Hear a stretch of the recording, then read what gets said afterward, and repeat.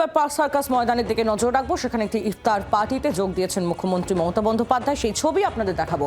কলকাতা পুরসভার উদ্যোগে ইফতার পার্টি, যেখানে মুখ্যমন্ত্রী মমতা বন্দ্যোপাধ্যায় তিনি উপস্থিত হয়েছেন। আমরা মাননীয় মুখ্যমন্ত্রীর জন্য আমরা দোয়া আশীর্বাদ করি যে উনি সুস্থ থাকুন, এভাবে বাংলার মানুষকে, বাংলার মানুষের পরিষেবা দিতে থাকুন এবং বাংলার মানুষকে তিনি আগলে রাখুন।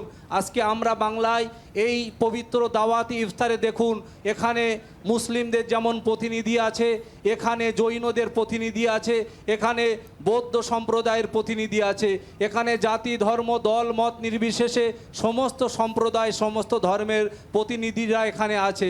তাই আমরা আজকের এই পবিত্র সার্কাস ময়দানের ছবি এই মুহূর্তে আপনারা দেখছেন, যেখানে ইফতার পার্টিতে যোগ দিয়েছেন খোদ মুখ্যমন্ত্রী মমতা বন্দ্যোপাধ্যায়। কলকাতা পুরসভার উদ্যোগে প্রত্যেকবারই এই ইফতার পার্টির আয়োজন করা হয়। এবছরও সেই আয়োজনে যোগ দিয়েছেন মুখ্যমন্ত্রী।